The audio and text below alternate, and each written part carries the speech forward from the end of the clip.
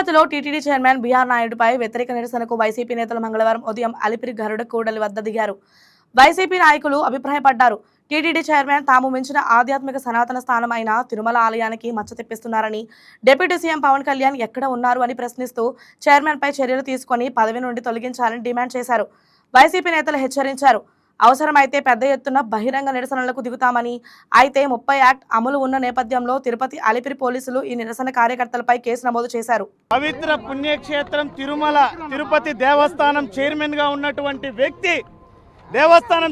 ఉన్నటువంటి వ్యక్తి అంటే దేవస్థానం ఖ్యాతిని దశ దిశలా విశ్వవ్యాప్తంగా పెంపొందించాలనేటువంటి బాధ్యతని కలిగి ఉన్నటువంటి వ్యక్తి. మరి అలాంటి వ్యక్తి చైర్మన్ గా అయినప్పటి నుంచి ఈ రోజు వరకు కూడా అనేక అపచారాలు అపవిత్రాలు జరుగుతున్నప్పటికీ కూడా కూటమి ప్రభుత్వం నిమ్మకు నీరెత్తినట్టు వ్యవహరించడం సిగ్గుచేటని చెప్పేసి సందర్భంగా తెలియజేస్తున్నాం. చంద్రబాబు నాయుడు గారు కూటమి ప్రభుత్వం శ్రీ వెంకటేశ్వర స్వామి వారిపై దేవస్థానంపై పగబట్టుకొని ఈ రకంగా వ్యవహరిస్తోంది. దేవస్థానం చైర్మన్ గా బీఆర్ నాయుడు గారు వచ్చినప్పటి నుంచి తొక్కిసలాటలో 6 మంది భక్తులు మరణించారు. తిరుమల పుణ్యక్షేత్రంలో మద్యము, మాంసము, గంజాయి లాంటి పదార్థాలు పట్టుబడుతున్నాయి. గోవిందరాజస్వామి వారి గాలి గోపురం పైన ఒక తాగుబోతు స్వైర విహారం చేశాడు. మరి భగవద్గీత లాంటి పవిత్ర గ్రంథం, కోట్లాది మంది హిందువులు విశ్వసించేటువంటి పవిత్ర గ్రంథమైనటువంటి భగవద్గీతను కూడా అందులో ఏముంది నలుగురు చూస్తే ఉమ్మేస్తారంటావా? ఏమి బీఆర్ నాయుడు నీ యొక్క ఖండకావరం, నీ యొక్క అహంకారం? బీఆర్ నాయుడు ధనము, అండబలం, ఆర్థిక బలం శాశ్వతం కాదు. ఈరోజు అధికారం మత్తులో ఎన్ని అపచారాలు చేసినా నిస్సిగ్గుగా నువ్వు చైర్మన్గా కొనసాగిస్తున్నావు. నైతిక బాధ్యత ఉంటే, వ్యక్తిత్వ విలువలుంటే ఈ పాటికే నువ్వు రాజీనామా చేసేవాడివి. ఇన్ని జరిగినా చేయకపోగా ఒక మహిళతో అక్రమ సంబంధం వెలుగులోకి వచ్చి యావత్ ప్రపంచం చూసినా నిస్సిగ్గుగా నువ్వు చైర్మన్గా కొనసాగుతున్నావు. ఈ కూటమి ప్రభుత్వానికి నువ్వంటే భయం పట్టుకోవచ్చు కాక మాకు హిందువులకు ఏమాత్రం కూడా నువ్వంటే భయం లేదు. ఖచ్చితంగా నువ్వు రాజీనామా చేయాలి.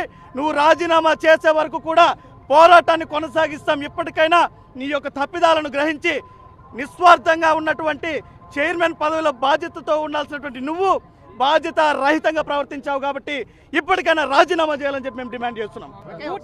కూటమి ప్రభుత్వము రాష్ట్రాన్ని చేపట్టిన తర్వాత తిరుమల క్షేత్రాన్ని చంద్రబాబు నాయుడు గారు బాగుపరుస్తానని, ప్రక్షాళన చేస్తానని చెప్పారు. దరిద్రం ఏమిటంటే వాళ్ళు ఏ రోజైతే సర్కారు ప్రారంభించారో ఆనాటి నుండి తిరుమలకి గ్రహణం పట్టుకుంది. ఈ రోజు గ్రహణం 7 గంటలకు వీడిపోతుంది. కానీ ఈ రాష్ట్రానికి, తిరుమల క్షేత్రానికి పట్టిన ఈ చంద్రగ్రహణం, కూటమి గ్రహణం ఏనాడు వీడుతుందో, ఈ దరిద్రం ఏనాడు పోతుందో అని ప్రజలందరూ ఎదురు చూస్తున్నారు. ఇంటర్నేషనల్ లెవెల్లో ఎప్స్టీన్ ఫైల్స్ బాగా ఫేమస్ అయ్యాయి. ఇప్పుడేంటంటే ఈ చంద్రబాబు నాయుడు కూటమి వాళ్ళు లోకల్గా ఆంధ్రప్రదేశ్లోనే ఎప్స్టీన్ ఫైల్స్ లాగా ఇంట్రడ్యూస్ చేస్తున్నట్టుగా ఉంది. మీరు చూసారంటే గతంలో కూటమి ప్రభుత్వంలో వాళ్ళు ఎమ్మెల్యేలు కానీ అక్కడ పనిచేస్తున్న కార్యకర్తలతో సహా ఆడవాళ్ళని లొంగపరుచుకోవడానికి ఆర్థికంగా ఇంకా వాళ్ళని ఇబ్బంది పెడుతూనే ఉన్నారు.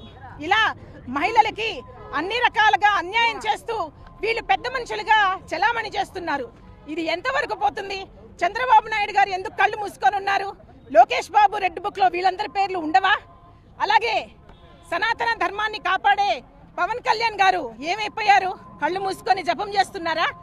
మీరందరూ ఇలాగే చేస్తూ ఉంటే ప్రజలే మీ పైన తిరుగుబడతారు.